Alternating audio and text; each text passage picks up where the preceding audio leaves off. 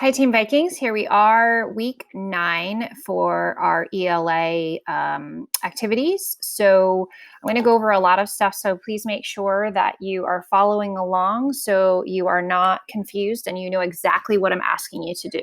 So this week I planned something a little bit more on the fun side. And it's something that I normally do at the end of every school year with my students. You're going to write a letter to your future self.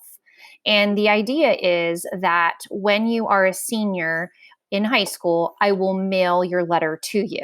Now, normally, I would have you, if we were in the classroom, I would have you fill out your envelope with your name and address and everything. You would write your letter and stuff it in the envelope, and I keep it in my closet. Obviously, it's going to look a little different this year because I don't have you in class and you cannot do those things for me. So I will be doing all that work for you. But it is extremely important that you put your name and your address on the actual letter, and I'll show you what that will look like when we get there. Okay. So obviously, day one, you're doing what you're supposed to be doing right now by listening to the introduction video. Okay. Then you're going to start with your graphic organizer to help you develop your letter. So I'm going to click there. So you'll see this in this week's assignment attached in a copy made for you. So you're going to use this little table to help you think of things that you want to talk about to create your letter. So at the top, you'll see it says 2019, 2020 seventh grade me brainstorm. So these are all things about you right now and this school year. It could be inside the classroom, inside LMMS, outside LMMS. So for day one, I want you to think about questions you might have for your future self, because that's how you're going to start your letter off. So, first of all, are you graduating? Are you continuing your education? Are you still friends with, and maybe it's someone you're friends with right now? Maybe it might be something like, did you get into the college that you wanted to go to? Or are you pursuing the career that you thought you would be pursuing? So, you can think of any questions that you wonder about what your future might look like. Okay. So that's for today, day one. Okay. Day two, you're going to continue that graphic organizer. Oh, I'm sorry. I just wanted you to look at that for day one. Day two, you're going to start with those questions for yourself. And then on day two, also, you're going to look at the likes column. So I want you to think about things that you're currently into. What's your favorite food right now? What's your favorite song or music genre? What are you watching on Netflix? What kind of activities do you like to do? Maybe you're an avid book reader. What was your favorite book this year? Maybe you're an avid video game player, because let's face it, we know many of you are. Okay. Anything that you're interested in or things that you like a lot right now, that's what you want to brainstorm in this column. And I just started the bullet points for you, and you can continue with that. It doesn't have to be in complete sentences. Again, it's just a brainstorm. Okay. So then moving on to day three, I want you to look at your dislikes. So kind of same thing. You can follow the same suit that you did for likes, but things that like, some kids really enjoyed, but you didn't.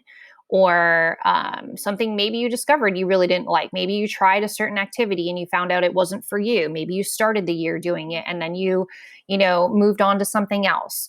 But things that kind of stood out. And that's what you want to focus on, are things that stood out in your year of 2019, 2020. Okay. Also, then, last column, friends, hobbies, activities, interests, fashion trends. So I put some examples. We know that scrunchies were a big thing this year. Hydro flasks. I saw a lot of you wearing Adidas, the Vans sneakers, anything that, you know, again, goes along with these kind of topics or categories, you can fill it in this column. Okay. So do your best to fill it out. Honestly, the more you fill out, the more um, the more your letter is going to give back to you, because it'll give you a good reflection of what your life was like in seventh grade and how far you've come and how much you've changed in your senior year of high school. And obviously, think about where you're at right now. I think most of you will probably brush upon the topic of the situation we're in right now, cyber learning, because of COVID-19 and the virus, et cetera. Okay. So you can definitely touch upon that as well. And I'm hoping that you include that, just because it is something that is unique to this year, this you, that I'm sure you'll never forget. And you're living history right now. Okay, so that was day three. Now, day 4 is starting your letter. So I have attached also in this week's assignment a little bit of a template for you. Nothing crazy, just to start you off. So in here, I put first and last name, your street address, city, zip code. So if I were to replace this, if I were to type in here, which is not letting me because of the video, for instance, I would say Megan Buck, street address, 123 Love Lane, city, Copley, Pennsylvania, 18057. I'm just throwing out numbers. Okay. So you're going to replace what's there and put your first and last name, your street address. So your number and the street you live on, the city you live in, the state, and the zip code. Now, if you don't know this, which a lot of kids don't know all of it, make sure you verify it with a parent or guardian so that it is correct. Okay. And then I've started off Dear Future Self, and you can change that to tailor to what you want it to be. You could say Dear Future Me, you could say Dear Future and your name, but you want to start off with that beginning. Okay. And then again, I just started off the letter for you too. By the time you read this, 4 years will have passed and you will be graduating any day now. There are a few questions that I would like to start off with first, and then you would continue the sentence. Take the dot, dot, dots out, and you would kind of begin with the questions that you developed in your graphic organizer. And then just use this graphic organizer, the things that you wrote in here, to develop what you want to say. Now, the best part about this letter is I'm not reading it. It is personal to you and the things that you have gone through this school year.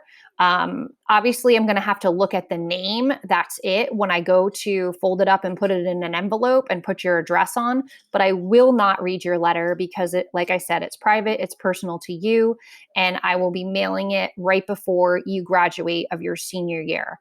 And then lastly is you're ending your 7th grade self. Again, you could change that if you want, but put your first and last name. So it's just another way for me to verify whose it is when I go to stuff it in an envelope and mail it to you in your graduating year.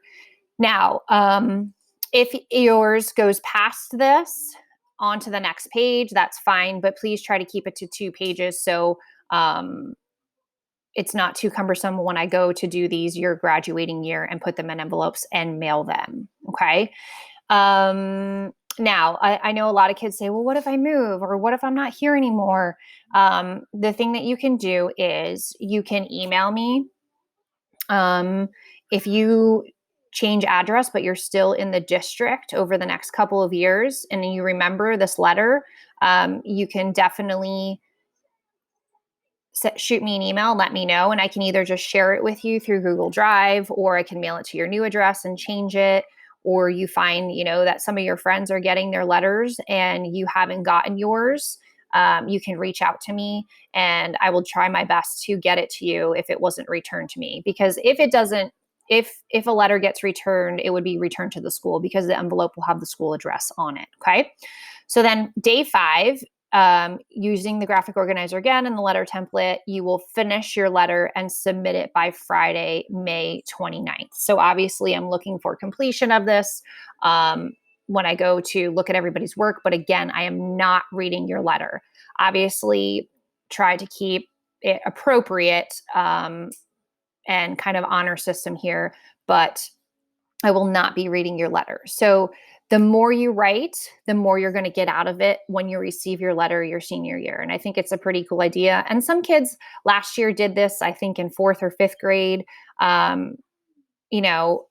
But it's still, this is a time in your life that no one can say that they've gone through the same exact thing in 7th grade. So definitely touch upon the current situation and the experiences that you've had, not to mention everything else that has gone on through the year, positive and negative. Okay. Just to see how much you've grown and what your future looks like and what you expect it to look like and what it actually is going to be. All right. Again, if you have any questions or concerns, feel free to reach out to me, show up to office hours, email me. I am here to help you with anything. All right. Have a great week, guys, and I'll talk to you soon.